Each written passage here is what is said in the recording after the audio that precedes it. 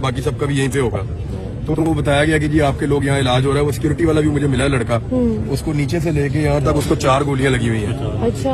और वो बिल्कुल इमरान खान साहब के सामने प्रोटेक्ट करता था राइट साइड से।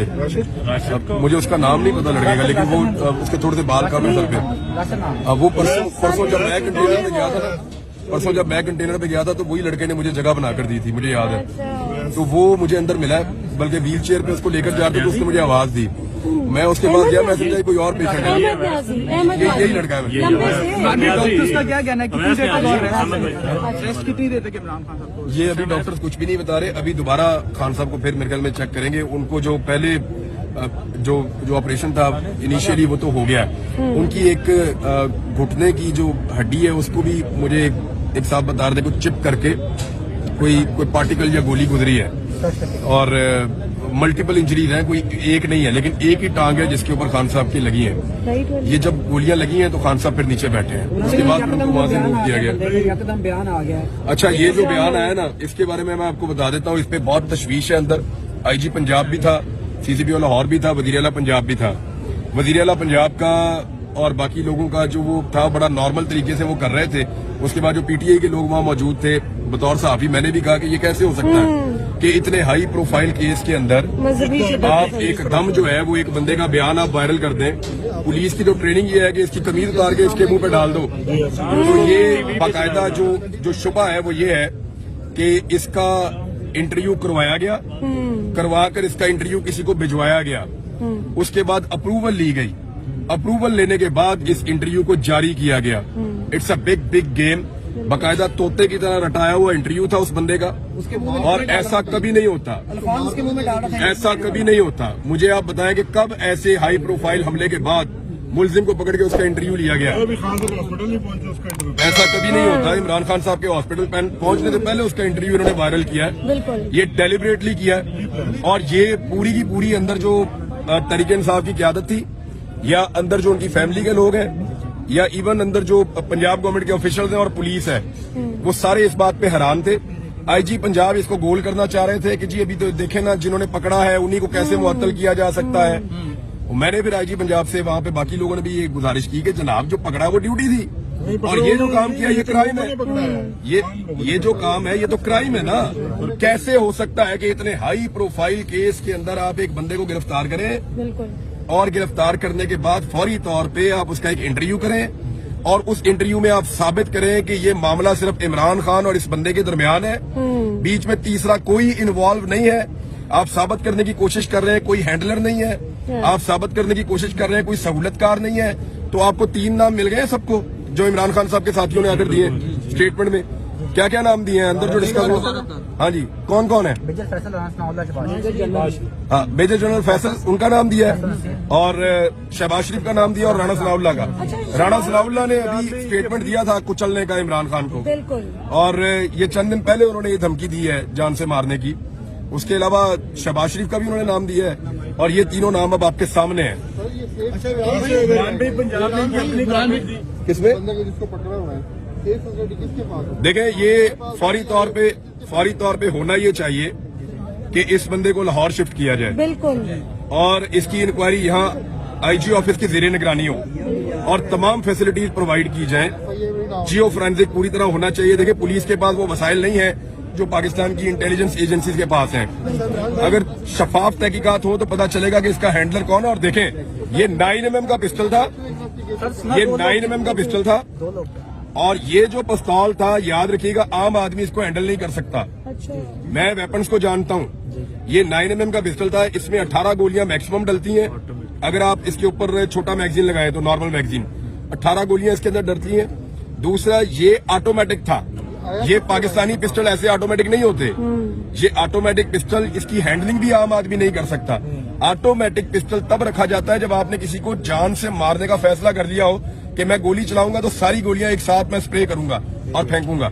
इसकी एक साथ सारी, और इस आदमी की जेब से कोई नशा आवर पुड़ी भी निकली है। तो एक नशई जो है उसको इस्तेमाल किया गया, और उस नशई के बाद इतना महंगा पिस्तौल वो क्या कर रहा था। दूसरा, ये जो अजान वाला एलिमेंट डाला गया ना बीच में, कहा जा रहा है कि 2 बंदे। मैं परसों कंटेनर पे था, मैं आपको क्लियर कर देता हूँ। ये बिल्कुल, मैं परसों कंटेनर पे था, वहाँ पे अजान होती है बिल्कुल कंटेनर के रेड लाइन तो क्रॉस हो मैं नहीं बिल्कुल वो अजान वाली बात कंप्लीट कर रही है। मैं भी परसों थी, बिल्कुल सही मैं बात परसों है। कंटेनर पे था, बिल्कुल कंटेनर के ऊपर बाकायदा अजान होती है। वो अजान मुझे ऐसा लगा जैसे फैसल जावेद खान की आवाज में है या फैसल की आवाज में है या किसी और की, लेकिन वो कंटेनर के स्पीकर से अजान चलती है। बिल्कुल अजान दी जाती है कंटेनर के स्पीकर से। उसके बाद वहां पे जो लोग मौजूद होते हैं कंटेनर पे, वहां कुर्सी मौजूद है और एक सोफा मौजूद है। वो लोग उसके ऊपर बैठ के नमाज पढ़ते हैं। बिल्कुल बिल्कुल मैंने खुद वहां पे लोगों को नमाज पढ़ते हुए अजान के बाद देखा है। एजाज चौधरी साहब वहां नमाज पढ़ रहे थे, अजान के बाद बिल्कुल खामोशी कर दी गई थी थोड़ी देर के लिए। फिर वहां पे इमरान खान साहब ने नमाज पढ़ी है, बाकी लोग वहां पे मौजूद थे, उन्होंने भी नमाज पढ़ी है। तो उसके बाद दोबारा इमरान खान साहब ने कहा कि अब नात से शुरू करो। फिर नजम शराज ने गालिबन 2 मरतबा एक नात पढ़ी, तो इमरान खान साहब ने कहा तुम फिर पढ़ो। उन्होंने फिर दोबारा नात पढ़ी। तो मुझे अच्छी तरह पता है कि ये जो एक बहाना बनाया गया ना, तोते की तरह रटा रटा है बयान कि अजान हो रही थी और गाने चल रहे थे, तो नहीं। एक तो जिस वक्त ये गोली चली है उस वक्त कवाली थी, आप वीडियो में देख सकते हैं कि उस वक्त अल्लाह वाली कवाली चल रही थी। दूसरा मैं जानना चाहता हूं कि अजान के वक्त कवाली चलने पे इस आदमी ने पहले कितने कत्ल किए हैं? क्या ये ऐसे ही करता है हमेशा? हमारे यहाँ पे बार बार बरारजुल अव्वल के भी हम लोग जश्न मनाते हैं, बाकी चीजें भी होती हैं। तो ये सिर्फ एक बंदे को ऐसा लगता है तैयार किया गया था। ये एक भोरा है, इसके हैंडलर्स कोई और है, और वो हैंडलर जो है उन्होंने फौरी तौर पे बंदोबस्त किया। और मैं आपको फिर बता रहा हूँ कि पहले ये वीडियो रिकॉर्ड की गई है, फिर इस वीडियो को सुनवा के अप्रूवल ली गई है। अप्रूवल लेने के बाद इस वीडियो को जारी किया गया है कि ये वीडियो ओके, अब इसको जारी कर दिया जाए। ये बहुत जल्दी थी इस बात की। दो कातिल, दो हमलावर थे, एक है। ये अभी तक एक हमलावर के बारे में इंफॉर्मेशन कंफर्म है, और दूसरे के बारे में लोग बात कर रहे हैं। ड्राइवर भी को पकड़ा गया पुलिस था ढूंढ ना? रही है। देखिए, गवर्नमेंट ऑफ पंजाब को इससे बरी जिम्मा नहीं किया जा सकता। गवर्नमेंट ऑफ पंजाब की रिस्पॉन्सिबिलिटी है और वफाकी हुकूमत की भी रिस्पॉन्सिबिलिटी है इमरान खान को सिक्योरिटी देना, और अगर नहीं दे पाए तो गवर्नमेंट ऑफ पंजाब को भी इसका जवाब देना पड़ेगा। आपको भी तो धमकियां मिल रही है ना कि जुबान खराब कर देंगे, तो आप अपनी भी क्या सिक्योरिटी का कर रहे हैं? मतलब तो सारी लिमिट क्रॉस है। डगर किस तरफ चल रही है इमरान भाई? पहले अरशद शरीफ, आज खान साहब और कायदीन, और क्या हो रहा है? लगता है कि देखिए, जिन लोगों ने प्रेस कॉन्फ्रेंस करते हुए ये कहा था, डीजी ISI ने और DG ISPR ने, इन दोनों साहिबान ने प्रेस कॉन्फ्रेंस करते हुए कहा था कि अरशद शरीफ को पाकिस्तान में कोई खतरा नहीं था। मैं आज उनसे पूछना चाहता हूं कि अरशद शरीफ के पास तो एक सिक्योरिटी वाला भी नहीं था। हमारा भाई तो अकेला फिरता था इस शहर में, और इमरान खान के साथ तो सिक्योरिटी बहुत ज्यादा होती है। अगर खान साहब के ऊपर अटैक हुआ है इस तरह से, तो फिर आप कैसे कह सकते हैं कि अरशद शरीफ इस मुल्क में सिक्योर था? 2 लोग अफगानिस्तान से पाकिस्तान में फैसिलिटेट किए गए थे, वो दोनों लोग अरशद भाई को कत्ल करना चाहते थे। हमें और बहुत सारे दूसरे लोगों को इस बात का पता था।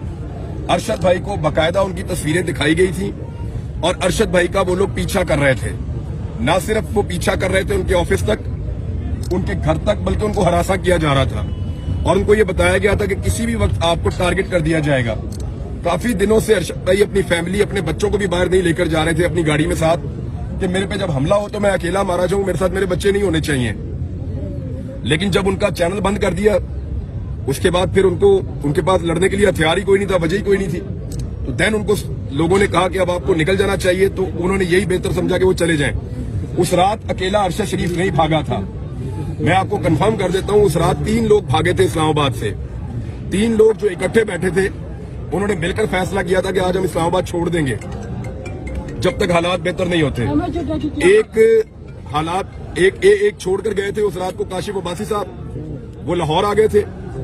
एक इस्लामाबाद को उस दिन छोड़ा था खाबर घुम्मन ने, वो अपने गांव चले गए थे, और एक अरशद शरीफ साहब ने, वो पाकिस्तान से बाहर चले गए थे।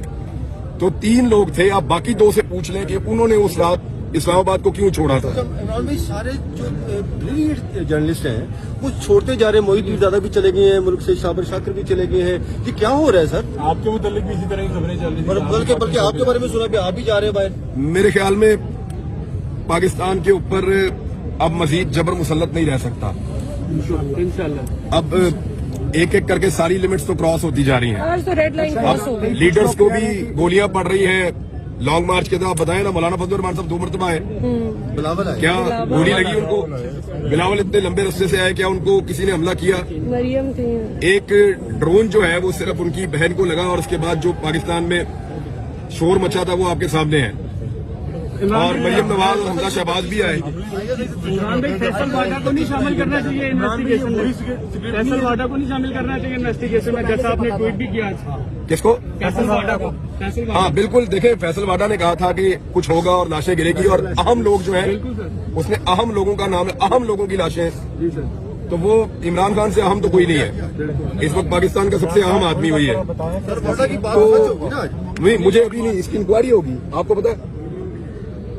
बताएं आपका सोर्स होगा, नहीं, आप बताएं ना, आप बताएं कहाँ पे हो, सबको पता है। तो फिर आप बता क्यों नहीं रहे?